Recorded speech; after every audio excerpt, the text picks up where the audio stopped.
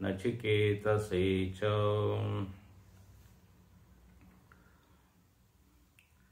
इंद्रियेभ्यः परं मनः मनसः सत्त्वमुत्तमम् सत्त्वादधि महानात्मा महतो व्यक्तमुत्तमम् अव्यक्तात्तु परः पुरुषः व्यापको लिंग एव च। यं ज्ञात्वा मुच्यते जन्तुः अमृतत्वं च गच्छति अमृतत्वं च गच्छति। छठे मंत्र में हम लोगों ने देखा कि श्रुति ने इंद्रिय और आत्मा के पार्थक्य का प्रतिपादन किया। पृथक भावम, इंद्रियों की सत्ता और आत्म सत्ता, इनमें अंतर है। आत्मसत्ता अविकारी है। इंद्रियों की शक्ति में उदय अस्त होता है, लेकिन आत्म चैतन्य एकरस निर्विकार रूपेण तिष्ठति। अब कहते हैं यह आत्म तत्व परोक्ष वस्तु नहीं है, यह बिल्कुल अपरोक्ष है, प्रत्यक है, अंतरंग है। इसलिए यह बात समझाने के लिए श्रुति 7वां और 8वां मंत्र लेती है। और इस 7वें मंत्र में हमने कल देखा कि श्रुति कहती है आप शांति से बैठिए और अपने व्यक्तित्व को देखिए। तो व्यक्तित्व में इंद्रियां दिखाई देगी, इंद्रियों से परे मन दिखाई देगा, अंतरंग, और मन से सूक्ष्म है बुद्धि, अंतरंग है बुद्धि। जब बुद्धि को मन से अंतरंग कहा, उसका एक ही अभिप्राय है कि बुद्धि नियामक है और मन नियम्य है। बुद्धि नियंत्रक है, नियंत्रण करने वाली है, और मन नियंत्रित है। मन के स्तर पर अनेक उठापटक होती रहती है, उथल पुथल होती है, लेकिन एक बार बुद्धि निर्णय कर देती है तो फिर मन चुप हो जाता है, मन मौन हो जाता है। तो इसलिए बुद्धि के अधीन मन है, या आप ऐसा कहिए होना चाहिए, आदर्श स्थिति यही है। इसलिए यहां पर कहा मनसः सत्वम उत्तम, मन से ऊपर बुद्धि, बुद्धि को सत्व कहा, और बुद्धि से ऊपर है समष्टि बुद्धि। समष्टि बुद्धि व्यष्टि बुद्धि की उपकारक है, अनुग्राहक है। समष्टि बुद्धि के कृपा से ही व्यष्टि बुद्धि में ज्ञान है, तेजस्विता है, चमक है। इसलिए ये जो समष्टि बुद्धि है ये ऊपर है, सूक्ष्म है, अंतरंग है। उसी को यहां पर कहा महान आत्मा, महान है। मराठी में छोटे को कहते हैं लहान, तो ये व्यष्टि बुद्धि लहान है और समष्टि बुद्धि महान है। तो व्यष्टि बुद्धि पक्षपात सहित है, व्यष्टि बुद्धि में मलिनता है, लेकिन समष्टि बुद्धि शुद्ध है, इसलिए इस समष्टि बुद्धि को प्रथमज कहा है। प्रथमज एक शब्द आता है। तो प्रथमज मतलब जिसका जन्म पहले हुआ। सारी व्यष्टि बुद्धियां जहां से आई, सारी व्यष्टि बुद्धियों से जो जुड़ा हुआ है, जो पहले है, वो है समष्टि बुद्धि। समष्टि बुद्धि को चेतन की दृष्टि से देखते हैं तो उसी को कह देते हैं हिरण्यगर्भ, जिसके गर्भ में सारा ज्ञान भरा हुआ है। हिरण्यगर्भ सारी बुद्धियों से जुड़ा हुआ है, संलग्न है, सब पर उपकार कर रहा है, लेकिन किसी से संग नहीं है उसका, इसलिए वो शुद्ध है। जैसे राष्ट्रपति हो, प्रधानमंत्री हो, वो कब तक उसका सम्मान होता है? बोले जब तक वो सबके साथ एक सा व्यवहार करे, एक विशेष व्यक्ति से यदि उसका ज्यादा पक्षपात होने लग जाए, फेवरिटिज्म कहते हैं ना, उसकी ही वो बाजू साइड लेने लगे तो उसके ऊपर लोग आरोप कर देते हैं। जब आप नायक हो तो आपको पूरे समष्टि के साथ जुड़ना पड़ेगा और न्याय करना पड़ेगा, सभी की आवश्यकताओं को पूरा करना पड़ेगा, सबके हित में संकल्प लेना पड़ेगा, है ना। जो समष्टि से जुड़ा होता है उसको यही उसका कर्तव्य है। यदि वो ऐसा नहीं करता है तो फिर वो नायक या नेता के लायक नहीं है। तो ये जो समष्टि बुद्धि है ये भी सबके लिए एक सी है। इसी को अंतर्यामी भी कहते हैं। यो अंतःप्रविष्ट शास्ता जनानाम, ऐसी एक श्रुति आती है, अंतःप्रविष्ट शास्ता जनानाम। अंतरंग में प्रविष्ट होकर वो सबका शासक है। और यदि हमको मार्गदर्शन चाहिए, सही सलाह चाहिए, तो आप अंतर्यामी की सलाह ले सकते हैं, वो उपलब्ध है। तो ऐसा ये प्यारा, बहुत ही सुंदर वर्णन है हिरण्यगर्भ या महान आत्मा। सबसे वो संलग्न है लेकिन किसी से आसक्त नहीं है। सबका अंतर्यामी एक जैसा काम करता है। सबके अंतर्यामी को सत्य प्रिय है, ईमानदारी प्रिय है, शांति प्रिय है, हाँ, न्याय करने में उसकी रुचि है।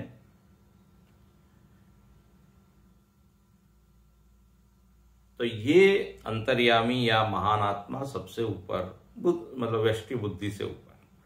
उससे ऊपर क्या है तो बोले अव्यक्त। जहां से समष्टि बुद्धि, व्यष्टि बुद्धि व्यक्त होती है, तो सबसे पहले किस रूप में वो रहेगी तो बोले अव्यक्त। अव्यक्तम उत्तमम, इसको कहा वो उत्तम है। और इस अव्यक्त से ऊपर क्या है तो बोले अव्यक्तात् पर पुरुषः। अव्यक्त से परः श्रेष्ठ, सूक्ष्म, उत्तम पुरुष है। पुरुष का अर्थ है जो पूर्ण है। पुरुष का अर्थ है कि जो सब में गया हुआ है, व्यापक है, जिसमें किसी भी तरह की अपूर्णता नहीं, देश काल वस्तु की। तो परपुरुषः। और ये पुरुष का ही वर्णन है कि पुरुष के ही ये समझ लीजिए विशेषण है। व्यापक अलिंग एवच, 8वें मंत्र में बोले जो व्यापक है, त्रिविध परिच्छेद शून्य है, देश में सीमित नहीं, काल में सीमित नहीं, वस्तु में सीमित नहीं, बल्कि देश काल वस्तु सब उसमें भास रहे हैं। जब हम कहते हैं देश में व्यापक है, इसका मतलब है देश उसमें है, न कि वो देश में है। ध्यान से सुनिए।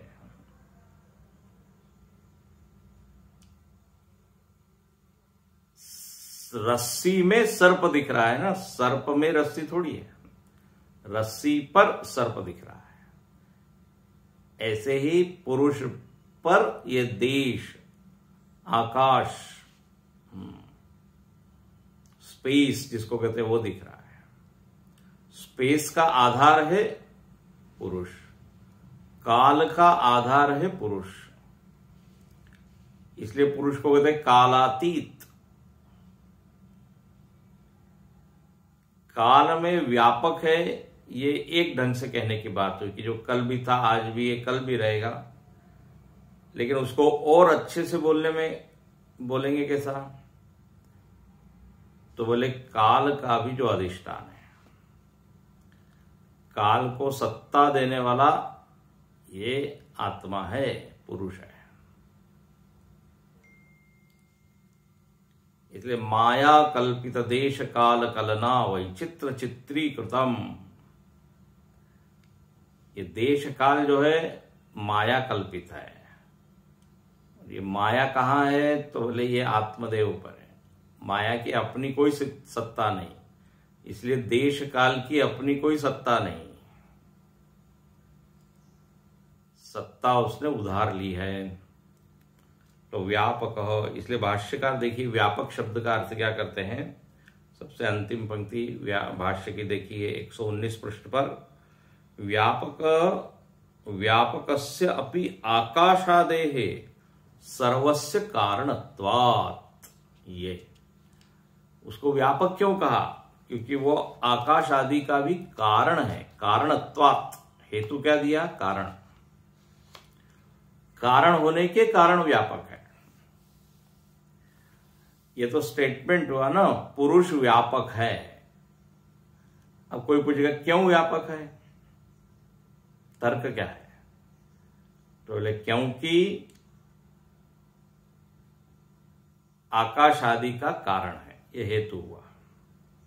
और निर्णय क्या दिया जाएगा, या एक और तर्क क्या दिया जाएगा कि जो कारण होता है वो कार्य में व्याप्त होता है, कार्य से व्यापक होता है। तो चूंकि आकाश आदेहे, आदे में पूरा जगत आ गया, आकाश से शुरुआत करके ब्रह्मांड तक सबका कारण होने के कारण व्यापक है। क्योंकि नियम है, जो कारण होता है वो कार्य से ज्यादा व्यापक होता है। मिट्टी जो है घट से ज्यादा व्यापक है, जितना घट है उतनी मिट्टी नहीं है। तो इस तरह ये व्यापक पुरुष। दूसरा कहा ये पुरुष कैसा है? अलिंग एवच। अलिंग, अलिंग का अर्थ है, लिंग मतलब क्या? तो बोले लिंगते गम्यते ये न तल्लिंगम। लिंगते मतलब गम्यते, जिसके द्वारा वस्तु की पहचान होती है, वस्तु को जाना जाता है, उसको कहते हैं लिंग। अब प्रसिद्ध वापस वही उदाहरण हम लेते हैं। धुआं जो है लिंग है अग्नि की पहचान में। यदि धुआं दिख जाए तो सहज ये वृत्ति उठती है कि वहां अग्नि होनी चाहिए। बिना अग्नि को देखे आपने अग्नि के अस्तित्व को समझ लिया। हालांकि पूरी तरह अग्नि का ज्ञान नहीं होता, केवल बस ये इतना ही अनुमान होता है कि वहां अग्नि है। अब वो कितनी बड़ी है और उसका कितना तापक्रम है और क्या रंग है, उसका उतना विस्तार से ज्ञान नहीं होता। लेकिन हाँ, अस्ति तत्र अग्नि अस्ति, तो बोले चिन्ह है वो। लेकिन ये पुरुष को क्या कहा? अलिंग। इसमें कोई पहचान ही नहीं है। किससे पहचाने हम? उससे कोई चीज जुड़ी हुई ही नहीं है। जैसे लिखते हैं तल्लिंगम बुद्ध्यादि, बुद्ध्यादि, बुद्धि आदि जैसे लिंग हो जाता है। कहीं कोई यदि विचार कर रहा है, चिंतन कर रहा है, तो लोग कहते हैं इसके पास क्या है? बुद्धि है, क्योंकि विचार का संबंध किससे है? बुद्धि से है। बुद्धि विचार से जुड़ी हुई है। तो बुद्ध्यादि तद अविद्यमानस्य इति सह अयम अलिंग एव। ये आत्मा से कोई चीज भी जुड़ी हुई नहीं है, तो आप कैसे पहचान करेंगे कि आत्मा का ये लिंग है? आत्मा में ये लिंग शरीर नहीं है। लिंग शरीर मतलब सूक्ष्म शरीर। ये 3 तरह के शरीर आप पढ़ चुके हैं: स्थूल शरीर, सूक्ष्म शरीर, कारण शरीर। ये तीनों शरीर वास्तव में आत्मा से कोई संलग्न नहीं है। वही बात यहां पर कही जा रही है। चूंकि आत्मा से वो संलग्न नहीं है, इसलिए आत्मा पर इन चीजों का कोई प्रभाव नहीं पड़ता। ये यहां दिखाना है। अलिंग शब्द की व्याख्या बहुत सुंदर है। जिससे पहचान हो जाए, जो चीज दूसरे से जुड़ी हो, उसको कहते लिंग। किसी की कार खड़ी है तो लिंग है। अच्छा, बोले वो व्यक्ति अंदर बैठा होगा क्योंकि कार यहां दिख रही है। उस कार का वो क्या है? स्वामी है, संबंधी है, मालिक है, लिंग हो गया होगा। लेकिन चूंकि यहां आत्मा तो असंग है, तो अलिंग है वह। इसलिए अलिंग का अर्थ यहां पर भाष्यकार करते हैं सर्व संसार धर्म वर्जित ये है इति एतत्। सारे संसार धर्मों से वह वर्जित है, ये अर्थ हुआ अलिंग शब्द का। ध्यान रखना, अलिंग शब्द का मतिथार्थ इसको कहते हैं, या वाक्यार्थ, उसका लक्षार्थ कहिए। अलिंग शब्द का शब्दार्थ क्या होगा? जिसमें लिंग नहीं है। पर उसका मतलब क्या है?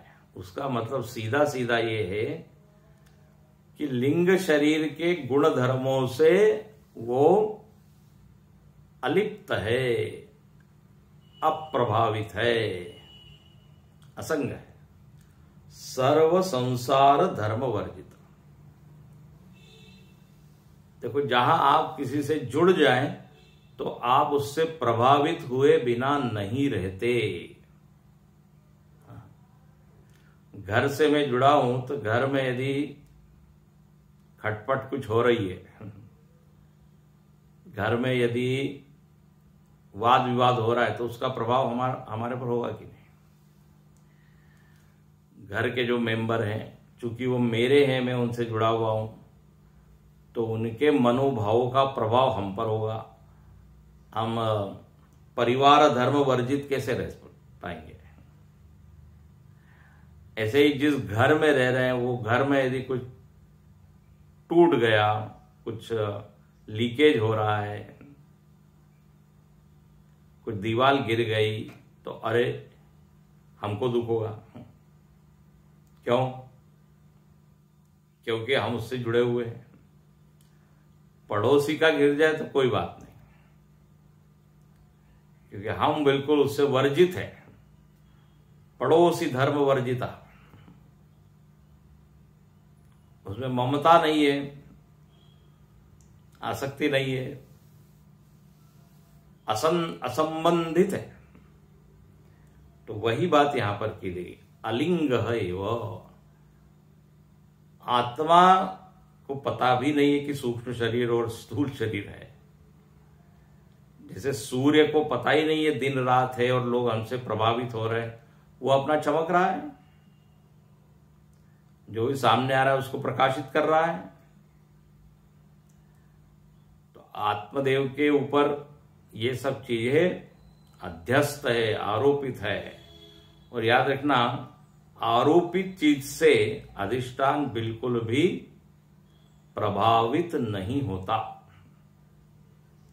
कई बार आपको उदाहरण दे चुके हैं। रेगिस्तान में उस बालू रेत में दिखने वाला पानी बालू के एक कण को भी गीला नहीं कर सकता, अप्रभावित। जो मृग इत्यादि है वो प्रभावित हो रहे हैं, पशु लोग प्रभावित हो रहे हैं, अरे चलो चलो वहां पानी है, दौड़ के जा रहे हैं। लेकिन जो बालू रहते, हाँ बालू जिसको कहते हैं, अप्रभावित, संसार धर्म वर्जित। ऐसे यहां पर वृत्तियां आ रही है, जा रही है, शरीर बढ़ रहा है, घट रहा है, इंद्रियों में भी शक्ति कम ज्यादा हो रही है, लेकिन अलिंग एव च सर्व संसार धर्म वर्जित इति एतत्। तो ये पुरुष का वर्णन हो गया।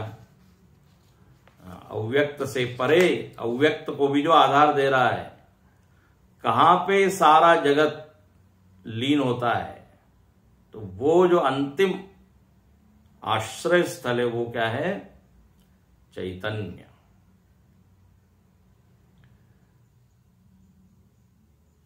आश्रय, जैसे श्रीमद् भागवत में 10 स्कंद है, उसमें अंतिम स्कंद का नाम है आश्रय, जिसमें सब चीज आश्रित है, वही परमात्मा। तो यहां पर वर्णन है इस पुरुष का। अच्छा, अब ये पुरुष को जो जानता है, हाँ, इंद्रिय से परे मन है, मन से परे बुद्धि, बुद्धि से परे महान बुद्धि, फिर अव्यक्त, और अव्यक्त जहां पर स्थित है, अव्यक्त का भी जो आधार है, बोले वो ये पुरुष है। यम ज्ञात्वा मुच्यते जंतुः अमृतत्वं च गच्छति। बोले जो इसको जान लेता है, इस पुरुष को बढ़िया से जानता है, पक्का उसके भीतर एक प्रमा बन जाती है। प्रमा बन जाने का मतलब है अब कोई उसमें संशय नहीं, कोई विपर्य नहीं, विस्मरण नहीं। जैसे अग्नि उष्ण है, अब इसमें आपको कभी डाउट होता है क्या? और जरा स्पर्श करके देखते हैं कभी ठंडी तो नहीं हो गई अग्नि। सूर्य में प्रकाश है, इसमें डाउट है क्या? कोई डाउट नहीं, प्रमा है। तो ऐसी अनंत प्रमाएं अपने भीतर है व्यवहार में। ये व्यक्ति ऐसा है, बिल्कुल निश्चित ज्ञान बना हुआ है। मिर्च तीखी है, शक्कर मीठी है, बर्फ ठंडा है, ये सब क्या है?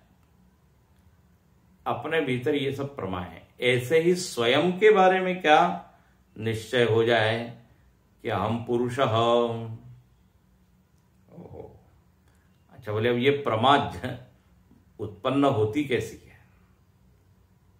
ये ज्ञान, ये ब्रह्माकार वृत्ति, जो भी शब्द देना चाहे, बोले हाँ, इसको कैसे उस ज्ञानी ने जाना?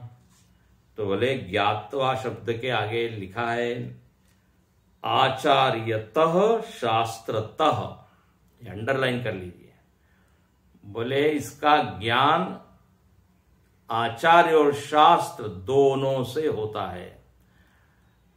भगवान भाष्यकार पुनः पुनः पुनः पुनः इन दोनों की चर्चा करते हैं। जहां भी शास्त्र की बात आती है तुरंत कहते हैं आचार्यता, और जहां आचार्य की बात आती है शास्त्रता।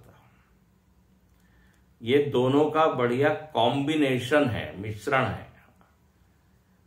ये दोनों चाहिए। ही सो कमिटेड, कभी भी एक की बात नहीं करते कि शास्त्र ही प्रमाण है। अरे शास्त्र ही प्रमाण है, लेकिन उसको बताने वाला यदि कोई व्यक्ति न हो तो शास्त्र तो मौन है,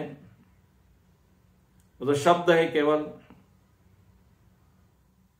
इसलिए आचार्य की नितांत आवश्यकता है। बिना आचार्य के शास्त्र खुलते नहीं है। यस्य देवे पराभक्ति यथा देवे तथा गुरो तस्यैते कथिता यर्था प्रकाशन्ते महात्मनः। बोले जैसी हमारी भगवान में निष्ठा होती है, श्रद्धा होती है, विश्वास होता है कि भगवान है, बोले उतनी ही भक्ति यदि संत में हो, गुरु में हो, आचार्य में हो, तो सारे अर्थ प्रकाशित हो जाते हैं शास्त्र के। नहीं तो शास्त्र एक रहस्य ही रह जाता है। शास्त्र हमारे लिए गोपनीय रह जाता है, गुप्त रह जाता है। इसलिए भाष्यकार हमेशा ये बोलेंगे, गुरु वेदांत वाक्येषु विश्वास श्रद्धा। श्रद्धा की परिभाषा दी कि गुरु और वेदांत वाक्यों में, देखो दोनों को मिलाया। ये भी नहीं कहते कि केवल आचार्य प्रमाण है। आचार्य यदि अपनी मनमानी बात करने लग जाए, अपने व्यक्तिगत अनुभव को लेकर ही बात करने लग जाए, जो सत्य है उसको प्रकाशित न करे, तो उसके शब्द फिर प्रमाण नहीं कहलाएंगे। ध्यान से सुनिए। इसलिए वचन प्रामाणिक होना चाहिए, प्रमाण से समर्थित, प्रमाण से अनुमोदित। इसलिए जब गोस्वामी तुलसीदास जी लिखते हैं तो कहते हैं ठीक है, हमने लिखा है रामचरितमानस, लेकिन मनमाना नहीं है। नाना पुराण निगमागम सम्मतम यत्, है ना, अपने मन की बात उन्होंने लिखी, लेकिन वो उसका समर्थन उन्होंने शास्त्र से लिया है। इसलिए ये लोगों को समझ में नहीं आती बात। आचार्य अपनी बात कह रहा है, उसी को प्रमाण मान लिया, वो शास्त्र के द्वारा प्रमाणित है कि नहीं, ये देखना पड़ेगा। तो आचार्यतः शास्त्रतः च ज्ञात्वा, फिर लिखते हैं जानने इसका फल क्या है। मुच्यते जंतुहु, जो जंतु मतलब जीव, मतलब हम लोग जिनका जन्म हुआ है, वो मुच्यते छूट जाते हैं। चलो छुट्टी हुई। छुट्टी बड़ी अच्छी लगती है सबको। ऑफिस से हो, स्कूल से हो, कॉलेज से हो, कई लोगों को सत्संग से भी छुट्टी हो गई तो बड़ा अच्छा हो गया। जिसको सत्संग में रुचि नहीं, उसको यदि लेके आए तो सत्संग पूरा होते हुए ही मुक्ति का अनुभव। तो यहां लिखते हैं मुच्यते, पुरुष का ज्ञान होने पर मुच्यते। ज्ञान कैसे होगा? शास्त्र और आचार्य से। अच्छा, कौन मुक्त होगा? तो बोले ये जंतु, ये जीव। अच्छा, किससे मुक्त होगा? अविद्यादि ग्रंथि, हृदय ग्रंथि भी, अविद्यादि हृदय ग्रंथि से। अविद्या और अविद्या से उत्पन्न हृदय की गांठें, ये अविद्या को हृदय ग्रंथि कहा है। हृदय की गांठ, गांठ का अर्थ यहां पर ये अनेक भ्रांतियां, जो उलझने हैं, जो गलत समझ है, सब ग्रंथि है गांठ की तरह। जैसे उलझ जाते हैं ना, उलझी उलझी मर जाई। कोई धागा जो उलझ उलझ जाता है, सुलझता नहीं है, तो वो कोई काम का नहीं होता। ऐसे ये ग्रंथियां अपने भीतर है, गांठें हैं। और एक ने बड़ा अच्छा कहा कि ये जो गन्ना होता है, गन्ने में जहां गांठ होती है वहां रस नहीं होता, जहां गांठ नहीं है वहां रस है। कितना सुंदर है। एक एक एक एक हाँ पीस होता है, टुकड़ा होता है, फिर गांठ होती है, फिर टुकड़ा होता है, फिर गांठ। तो जहां गांठ है वहां रस नहीं है। ऐसे ही जहां हृदय ग्रंथि है जहां अविद्यादि है, बोले वहां रस नहीं है, ये छूटनी चाहिए। जीवन ने वो जीते जी ही अविद्यादि हृदय ग्रंथि भी जीवन ने वो मुच्यते, जीते जी ही वो मुक्त हो जाता है।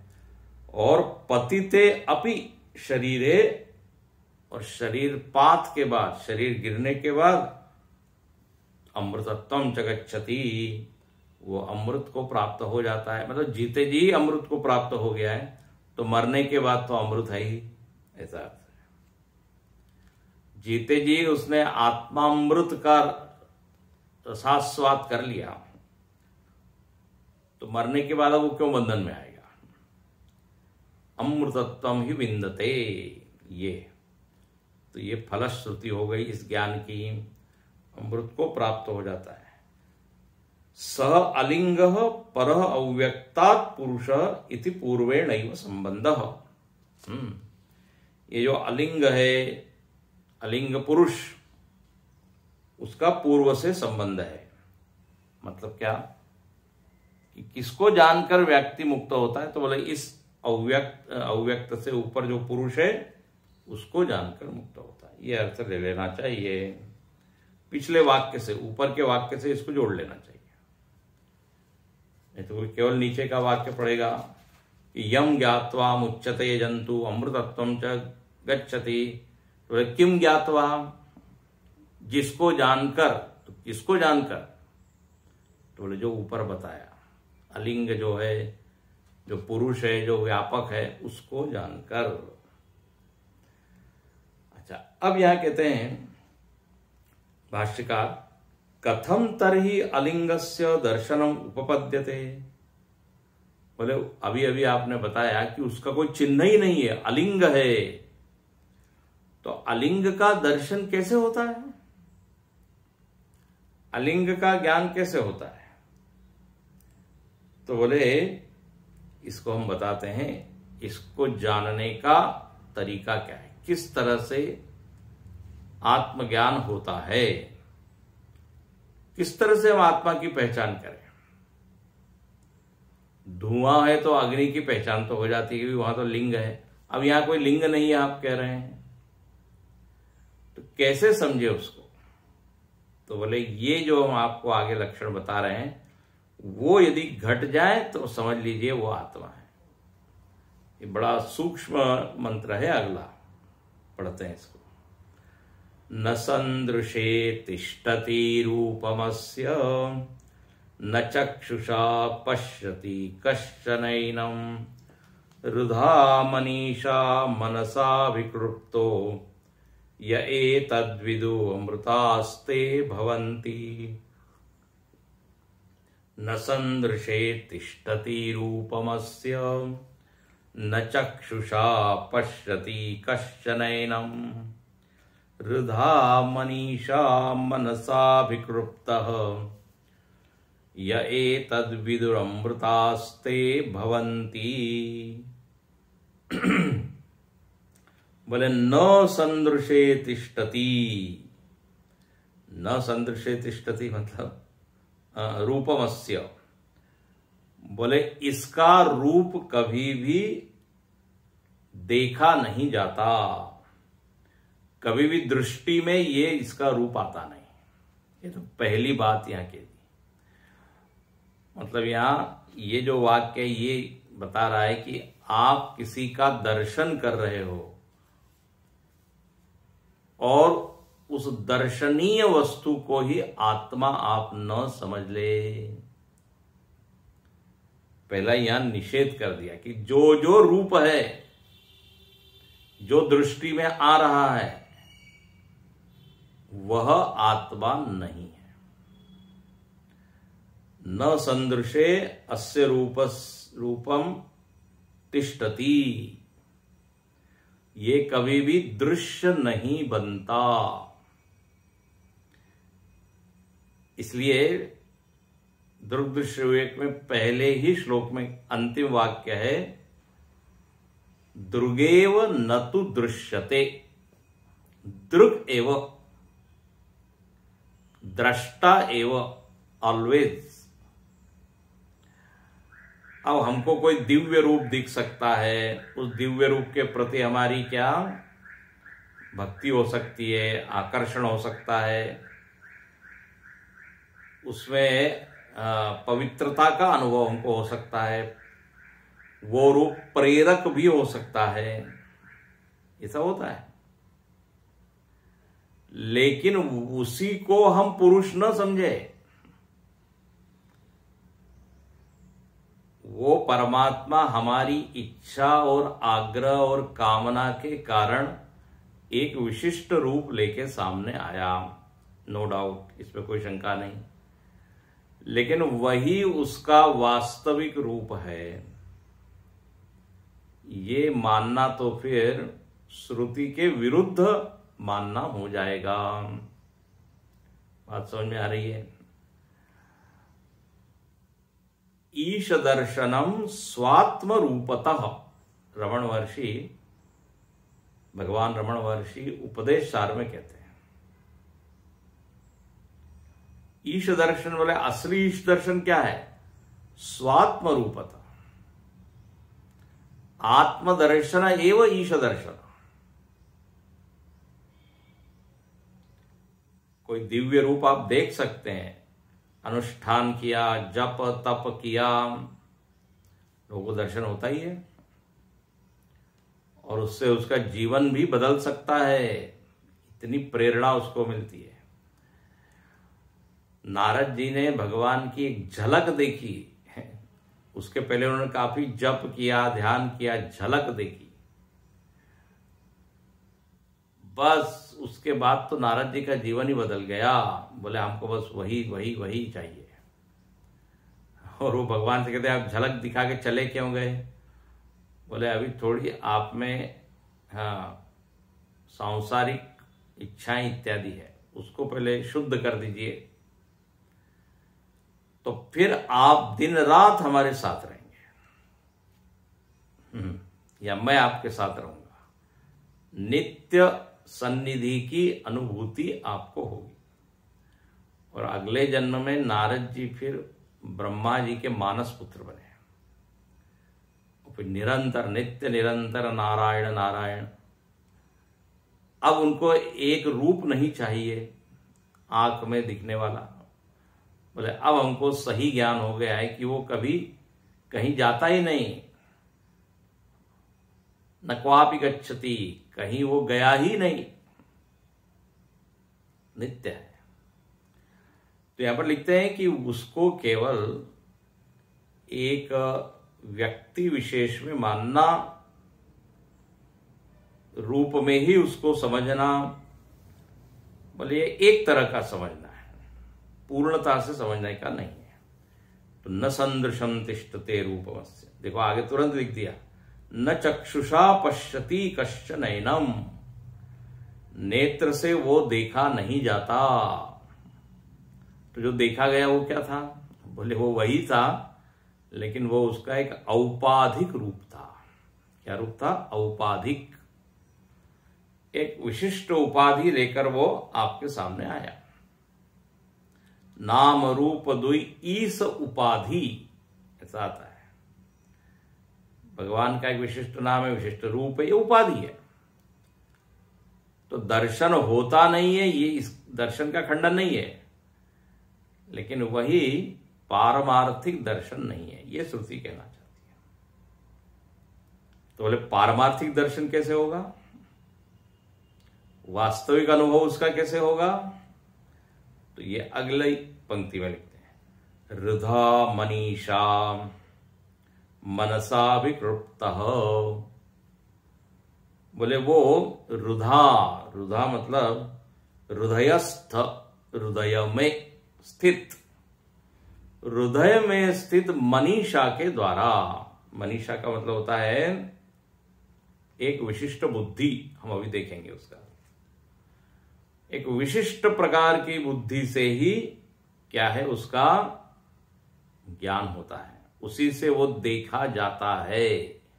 देखा जाता है मतलब अनुभव किया जाता है।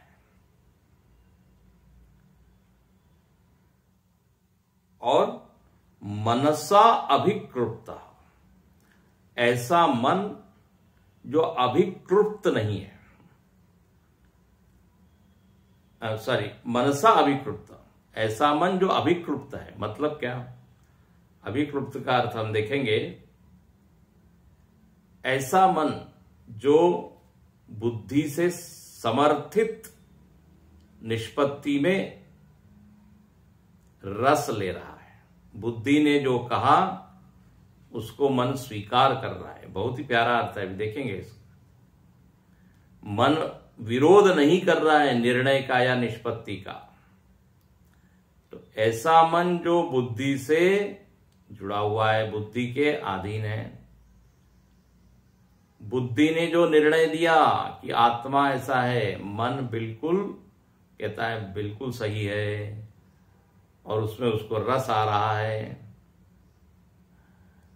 तो ऐसे मन के द्वारा वो जाना जाता है। कई बार निर्णय तो बुद्धि दे देती है, लेकिन मन मानता नहीं है उसको, है ना। बुद्धि से निष्पत्ति निर्णय आ जाता है, लेकिन याद रखना वो निर्णय रुचिकर नहीं होता कई बार। तो भाष्यकार लिखते हैं मनसा अभिकृप्त, मतलब मन के द्वारा समर्थित,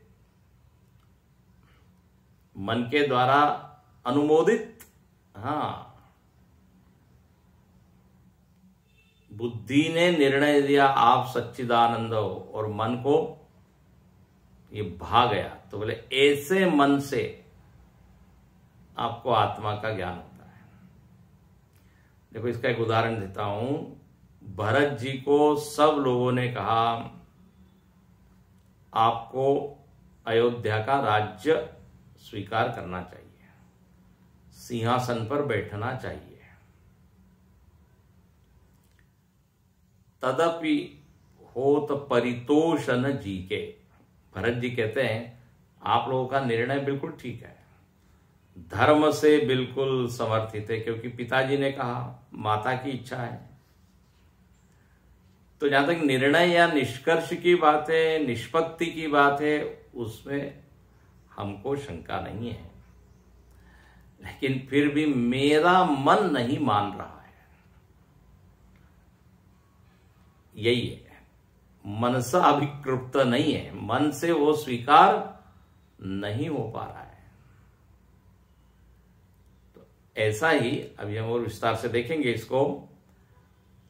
मनसा अभिकृप्त, लेकिन जिस मन ने बुद्धि के निर्णय को स्वीकार कर लिया प्यार से, प्रेम से, बोले ऐसी बुद्धि तो, या ऐसा मन, यहां पर जो कहा ऐसा मन आत्मा को जान लेता है। अब मन विरोधी कर रहा है बुद्धि का, बुद्धि भले ही कह रही है आप सच्चिदानंद हो, मन मान ही नहीं रहा है, तो क्या ज्ञान होगा क्या? इसलिए अभिकृप्त है, जो जान लेता है इस तरह से आत्मा को, वो अमृत हो जाता है। तो देखो भाष्यकार क्या लिखते हैं, न संदृशे तिष्ठति, इसके ऊपर भाष्य देखिए, न संदृशे संदर्शन विषय न तिष्ठति। ये अंतरात्मा जो है, या पुरुष जिसको कहा, जिसको व्यापक कहा, बोले वो दर्शन का विषय नहीं स्थिर होता। आंख के द्वारा आत्मा को आप नहीं देख सकते। इसलिए आगे तुरंत लिखते हैं, न तिष्ठति प्रत्यगात्मना अस्य रूपम। ये प्रत्यगात्मा इसका रूप है। ये पुरुष कैसा बैठा हुआ है, किस रूप में बैठा हुआ है? प्रत्यगात्मा, चैतन्य, इंद्रिय, मन, बुद्धि सबके पीछे बैठा हुआ है। तो how can it be seen? पीछे है वो, प्रत्यगात्मा है, पराक नहीं है, पराक मतलब बाहर, प्रत्यय सबसे अंतरंग है। तो चाहे आप दिव्याति दिव्य रूप ही क्यों न देख लें, उसको आप आत्मा नहीं कहेंगे, या आत्मा भी कहना चाहिए तो बोले सोपाधिक आत्मा, सोपाधिक आत्मा, साकार आत्मा।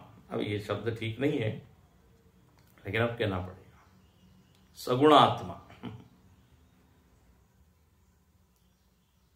इसलिए आगे तुरंत लिखते हैं, चूंकि ये प्रत्यक्ष है, सबके पीछे बैठा हुआ है, अतो न चक्षुषा सर्वेंद्रियेण, ये आंख के द्वारा देखा नहीं जाता। और धीरे से भाष्यकार या टपका देते हैं एक वाक्य या एक शब्द, सर्वेंद्रियण, किसी भी इंद्रिय से। नेत्र से नहीं देख सकते तो बोले हम हाथ से छू लेते हैं उसको, नहीं छू सकते। सूंघ सकते हैं, बोले नहीं, सर्वेंद्रिया। इसलिए यहां अगला वाक्य है, चक्षुर्ग्रहणस्य उपलक्षण अर्थत्वात्, उपलक्षणा से आप सारी इंद्रियों को ले लीजिए। एक इंद्रिय का ही यहां चक्षुषा न पश्यति, तो चक्षु से आप घ्राण, श्रोत्र, रसना, वाक, हस्तेंद्रिय, एक भी इंद्रिय वहां पे पहुंच नहीं सकती, न कर्मेंद्रिय न ज्ञानेन्द्रिय। इसलिए केनोपनिषद का प्रसिद्ध मंत्र है, न तत्र चक्षुर्गच्छति न वाग गच्छति नो मनो न विद्म न विजानी। तो न तत्र चक्षुर्गच्छति, नेत्र कहां कहां जा सकती है, और जितने स्थूल विषय है उसको तो जान सकती। अरे नेत्र मन को ही नहीं देख सकता तो आत्मा की क्या बात। इंद्रियां अपने मन को ही नहीं जान सकती तो आत्मा को कैसे जानेगी, जो कि सर्वांतरंग है। तो न पश्यति, और न पश्यति का अर्थ भाष्यकार करते हैं न उपलभते, पश्यति न उपलभते कश्चन। पश्यति का शाब्दिक अर्थ होता है देखना, लेकिन उसका लक्षितार्थ क्या है, लक्ष्यार्थ जानना। जब हम कहते हैं कि हमने नहीं देखा, तो यहां पर देखने का अर्थ केवल आंख का नहीं, न उसको कान से हम समझ पाए, न नाक से, न रसना से। न उपलभ्यते, उपलब्ध होता ही नहीं। उस जगत की कोई थोड़ी वस्तु है, जगत की वस्तु तो, जगत का विषय तो इंद्रियों से उपलब्ध हो जाता है, जाना जाता है। लेकिन पश्यति मतलब, न पश्यति मतलब न उपलभते कश्चन, कश्चिदपि एनम प्रकृतम आत्मानम। किसी भी व्यक्ति के द्वारा इस आत्मा का दर्शन होता नहीं। तुरंत देखते प्रकृतम आत्मानम, प्रकृतम आत्मान मतलब जिस आत्मा का प्रकरण चल रहा है। किस आत्मा का प्रकरण चल रहा है, जो पीछे बताया, जो अलिंग है, जो व्यापक है, जो पुरुष नाम से कहा गया, जो अव्यक्त के भी ऊपर है, बस वही आत्मा, प्रकृतम आत्मा। कोई अज्ञात आत्मा की चर्चा नहीं हो रही है। भाष्यकार देखो कितने सावधानी से भाष्य लिखते हैं।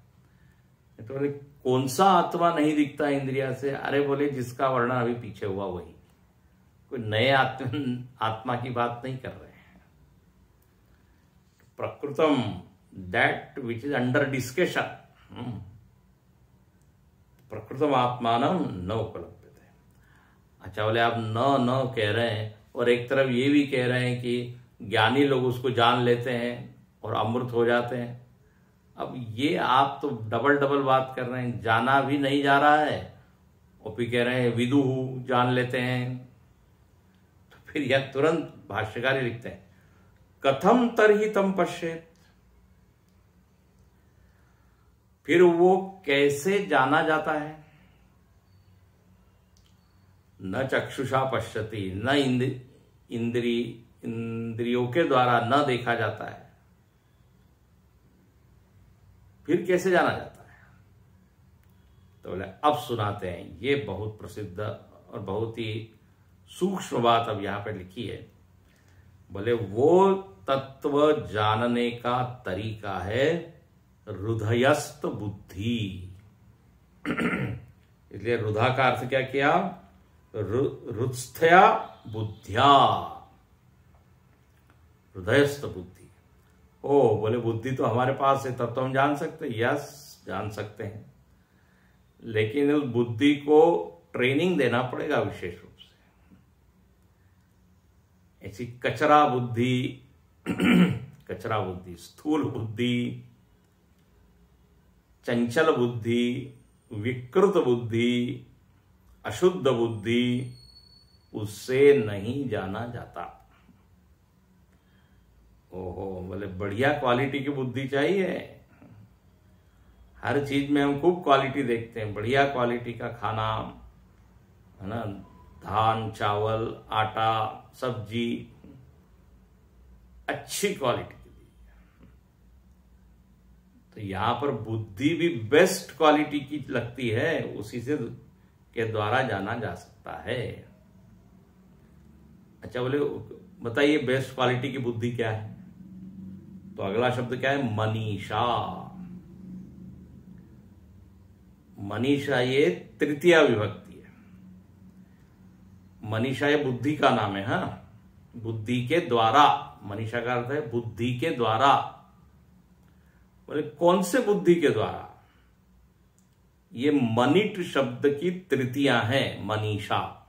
ध्यान से सुनना, मनीषा शब्द के दो अर्थ है, आज हम केवल एक अर्थ बता के पूर्ण करते हैं। मनिट शब्द की तृतीया बनती है मनीषा। जैसे राम शब्द की तृतीया विभक्ति है रामेण, राम के द्वारा। कृष्ण की तृतीया विभक्ति कृष्णेन। ऐसे ही मनिट शब्द है, भाष्यकार बताते हैं, उसकी तृतीया विभक्ति है मनीषा। और मनिट मतलब होता है बुद्धि। तो बुद्धि के द्वारा, मनीषा मतलब बुद्धि के द्वारा।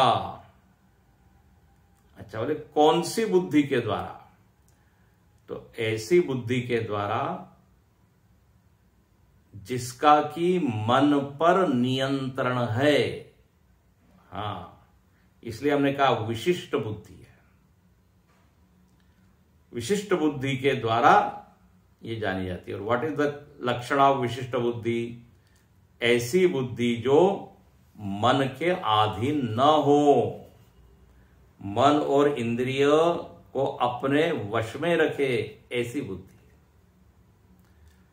मन और इंद्रिया चाहे जितना विरोध करे, हाँ, चाहे जितना आंदोलन करे, बुद्धि उसके अधीन नहीं होती। बुद्धि कहती है nothing doing what I am saying you to do. तो ऐसी सशक्त बुद्धि, समर्थ बुद्धि के द्वारा, ये समर्थ बुद्धि को कहते हैं मनिट, और उसकी तृतीया हो गई मनीषा, उसके द्वारा। जैसे आपने पीछे पढ़ा, यस्तु विज्ञानवान भवति युक्तेन मनसा सदा। याद है आपको? रथ का रूपक आया था और वहां सारथी का वर्णन था। तो अरे सारथी कौन सा? बढ़िया वाला सारथी जो विज्ञान से संपन्न है और जिसके हाथ में मन रूपी लगाम है ना, वो सारथी सबसे अच्छा, वो बुद्धि सबसे अच्छी। यस्तु विज्ञानवान भवति समनस्क सदा शुचि, आया था ना ये। सतु तत्पदम आपनोति, ऐसी बुद्धि जो मन को गाइड करे, मन को डायरेक्शन दे, मन को सही दिशा में ले जाए, मन को नियंत्रित करे, ऐसी बुद्धि से ही उस आत्मा की प्राप्ति होती है। कल देखेंगे, मन में तो 50 तरह के विकल्प संकल्प उठते रहते हैं। बुद्धि यदि उनके अनुसार नाचने लग जाए तो फिर बुद्धि क्या? इसलिए यहां भाष्यकार लिखते हैं, मनीषा शब्द का अर्थ कि मनसः संकल्पादि रूपस्य इष्टे नियंत्रित्वेन इति मनिट तया रुधा मनीषा। बोले जो संकल्प रूपी जो मन है, उस संकल्प रूपी मन के ऊपर जिसका नियंत्रण है, वाह बहुत ही सुंदर, ऐसी बुद्धि है। यह है बढ़िया क्वालिटी की बुद्धि, जो मन के ट्यून पर डांस न करे।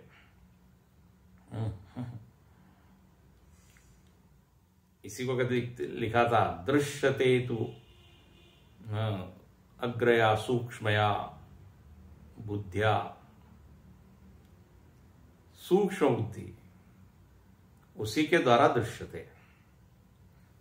तो कल इसको और अच्छे से देखेंगे, बुद्धि से विचार करेंगे इसके ऊपर कि ये बुद्धि क्या है, ये प्रज्ञा क्या है।